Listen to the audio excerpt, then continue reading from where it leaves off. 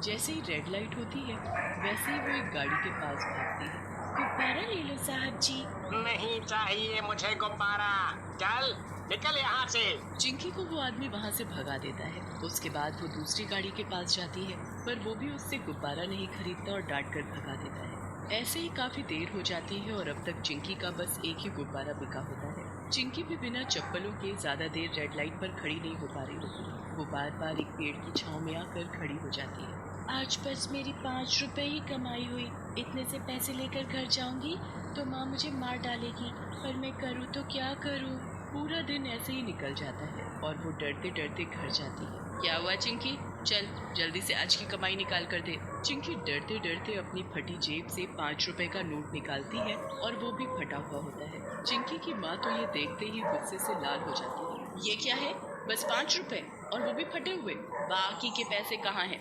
सच सच बता वरना आज तो मुझसे पिटी और तुझे खाना भी नहीं दूंगी। मैं सच बोल रही हूँ माँ, मेरे पास और पैसे नहीं है। आज बस पूरे दिन में एक ही गुब्बारा बिका है। जरूर तू पूरा दिन खेल रही होगी, तभी कोई कमाई नहीं हुई। तुझे तो मैं बताती हूँ, जब तक तुझे मार नहीं पड़ेगी तब तक तुझे अकल नहीं आएगी। चिंकी की माँ गुस्से में गरम चिमटा निकाल कर चिंकी के हाथ पैर जला देती है। चिंकी दर्द के मारे बुरी तरह चिल्लाने लगती है, पर उसकी माँ को उस पर बिल्कुल तरस नहीं आता और बेचारी चिंकी भूखी प्यासी रोते रोते एक कोने में सो जाती है। अगली सुबह फिर से चिंकी गुब्बारे बेचने निकल जाती है, पर उस दिन भी कोई उससे गुब्बारा नहीं खरीदता और सब उसे उल्टा सीधा सुनाकर भगा देते हैं। चिंकी को बहुत दुख होता है। एक तो कोई मुझसे गुब्बारा भी नहीं खरीद रहा और ऊपर से सब मुझसे बदतमीजी से भी बात करते हैं। अरे नहीं लेने तो मत लो, पर ऐसे तो मत बोलो। थोड़ी देर बाद वहाँ एक बड़ी गाड़ी आकर रुकती है। उस गाड़ी की खिड़की खुलती है और उसमें से एक छोटा बच्चा बाहर झांकता है। उस बच्चे के पापा चिंकी को पास बुलाते हैं। चिंकी खुशी खुशी भागती हुई गाड़ी के पास जाती है। हाँ साहब जी, बोलो कितने गुब्बारे दूं? आज मेरे बेटे का जन्मदिन है, तो एक काम करो, ये सारे गुब्बारे दे दो। क्या सच में साहब जी, आप मेरे सारे गुब्बारे खरीद लोगे? हाँ हाँ बोला तो, सारे गुब्बारे चाहिए। चिंकी सारे के सारे गुब्बारे उस बच्चे को दे देती है, पर एक गुब्बारा अपने पास रख लेती है। जैसे ही वो उस आदमी से पैसे मांगती है, वो आदमी गाड़ी चालू कर आगे बढ़ने लगता है। अरे साहब जी, मेरे पैसे तो दे दो, गाड़ी क्यों चला दी? चिंकी बोलती रह जाती है, पर वो साहब उसकी एक नहीं सुनता और गाड़ी भगा लेता है। चिंकी बेचारी उसकी गाड़ी के पीछे दौड़ती है, पर वो नहीं रुकती। चिंकी बेचारी बीच सड़क पर अपने हाथ में गुब्बारा लिए उस गाड़ी के पीछे चिल्लाती हुई भागती है, पर वो गाड़ी काफी आगे निकल जाती है। चिंकी बहुत रोती है और जैसे ही वो वापस आने के लिए पीछे मुड़ती है, तभी सामने से एक ट्रक बड़ी तेजी से उसकी तरफ आता है और उसे कुचल देता है। चिंकी खून से लथपथ सड़क पर मरी पड़ी होती है और उसके हाथ से उसका गुब्बारा हवा में उड़ जाता है। जब चिंकी के माँ बाप को ये खबर मिलती है, तो उनको चिंकी के मरने का दुख ही नहीं होता। ऐसे ही कुछ दिन बीत जाते हैं। एक रात जब चिंकी की माँ सो रही होती है, तो वहाँ चिंकी चुड़ैल के रूप में आती है और अपनी माँ को आवाज देती है। माँ माँ, मुझे भूख लगी है माँ, मुझे खाना नहीं दोगी क्या?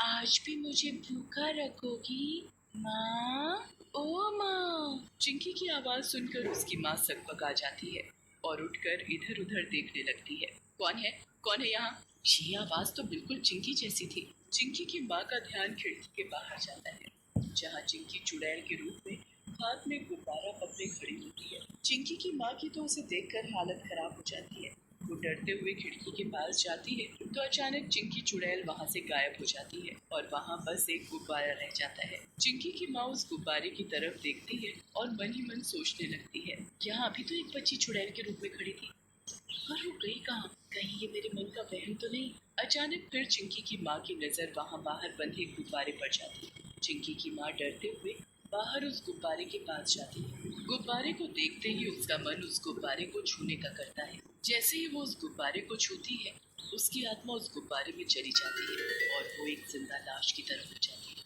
चिंकी आकर उस गुब्बारे को फिर अपने साथ ले जाती है। बहुत दुखी किया था ना मुझे, अब मेरी बारी है, मैं किसी को नहीं छोड़ूंगी। अगले दिन फिर से चिंकी चुड़ैल के रूप में आधी रात को उसी जगह घूमती है जहाँ उसकी मौत हो जाती है। चिंकी का चुड़ैल वाला भयानक चेहरा बालों से ढका होता है। वो हाथ में गुब्बारे लिए यहाँ वहाँ भटक रही होती है। उसके बाद वहाँ जो भी आता, चिंकी उसकी आत्मा को उसमें कैद कर लेती। कोई मुझसे बच नहीं पाएगा, मैं किसी को भी नहीं छोड़ूंगी। सबने मेरे साथ बुरा किया, अब मेरी बारी है। चिंकी चुड़ैल वहां से चली जाती है और अगले दिन वो अपने इंसानी रूप में गुब्बारे बेचने निकल पड़ती है। तभी वहाँ राहुल नाम का एक बच्चा अपनी माँ के साथ आता है और चिंकी से एक गुब्बारा खरीदता है। राहुल जैसे ही चिंकी के हाथ से गुब्बारा लेता है, उसकी आत्मा उस गुब्बारे में आ जाती है। उसके बाद वो बच्चा बेजान हो जाता है, जैसे उसको होश ही नहीं है। थोड़े दिन में चिंकी जाने ऐसे कितने लोगों की आत्मा को गुब्बारे में कैद करके अपने साथ ले जाती है। एक दिन एक बच्चे की माँ अपने बच्चों की हरकतों पर बड़ा परेशान होने लगती है। वो उसे डॉक्टर को दिखाती है, पर डॉक्टर को कोई बीमारी नहीं दिखती। अब तो मुझे इसे किसी तांत्रिक के पास ही ले जाना पड़ेगा, इसे कोई और ही दिक्कत लग रही है। राहुल की माँ उसे एक तांत्रिक के पास ले जाती है। तांत्रिक उसे देखकर ही जान लेता है कि उसकी आत्मा किसी की कैद में है। इस बच्चे का शरीर तो यहाँ है, पर इसकी आत्मा किसी के कब्जे में है। ये आप क्या बोल रहे हो? ऐसा कैसे हो सकता है? मैं सच बोल रहा हूँ, और इसकी आत्मा को जल्दी ही वापस लाना होगा, वरना वक्त निकल गया तो ये पूरी जिंदगी ऐसे ही बिताएगा। नहीं नहीं बाबा, आप कुछ करो, मेरे बच्चे को बचा लो। रुको, मैं अभी ध्यान लगाकर बताता हूँ कि इसकी आत्मा किसके कब्जे में है। तांत्रिक ध्यान लगाता है तो उसे बस गुब्बारे ही गुब्बारे दिखाई देते हैं और एक छोटी बच्ची। गुब्बारे? मुझे बार बार गुब्बारे और एक छोटी बच्ची दिख रही है। क्या कहीं वो वही लड़की तो नहीं? थोड़े दिन पहले ही एक छोटी बच्ची ने मेरे बच्चे को फ्री में गुब्बारा दिया था। हाँ हाँ, ये उसी दिन से ऐसा हुआ है। हमें जल्द ही उसे ढूंढना होगा। वो तो रोज गुब्बारे लेकर रास्ते में घूमती है, अभी भी वही होगी। चलो, अभी मेरे साथ चलो, हमें देर नहीं करनी चाहिए। तांत्रिक और राहुल की माँ जल्दी से चिंकी को ढूंढने निकल पड़ते हैं। काफी देर ढूंढने पर उनको चिंकी गुब्बारे बेचती दिखाई देती है।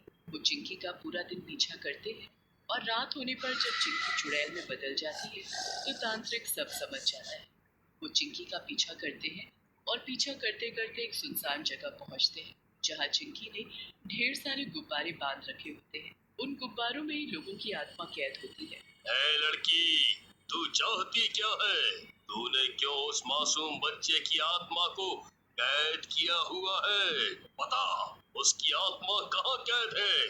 मैं उसे आजाद करने आया हूँ। उसकी ही नहीं, मेरे पास तो जाने कितने लोगों की आत्माएं कैद है और मैं कभी नहीं बताऊंगी वो कहाँ कैद है। मैं सबसे अपनी मौत का बदला लूंगी, मैं सबको मार डालूंगी, सबको। तेरी मौत का बदला? कैसे हुई तेरी मौत? मुझे बता, मैं तुझे मुक्ति दिलाऊंगा। नहीं चाहिए मुझे मुक्ति, मुझे बदला चाहिए, बदला। हर किसी से बदला चाहिए, मेरे माँ बाप और हर इंसान से जिसने हमेशा मुझे दुत्कारा और मुझ पर कभी तरस नहीं खाया। मुझे मार डाला, मुझे मार डाला।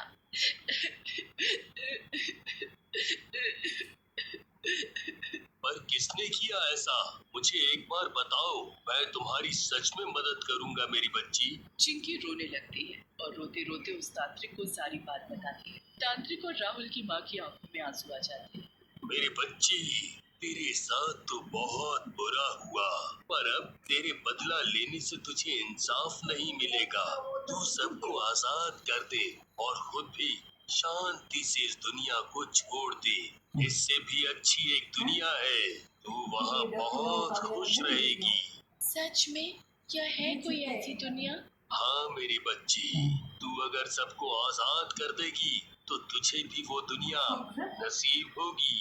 चिंकी बड़ी खुश हो जाती है, जल्दी से सारे गुब्बारे लाकर तांत्रिक को दे देती है। इसी में है सबकी आत्मा, इनको फोड़ दोगे तो सब आजाद हो जाएंगे।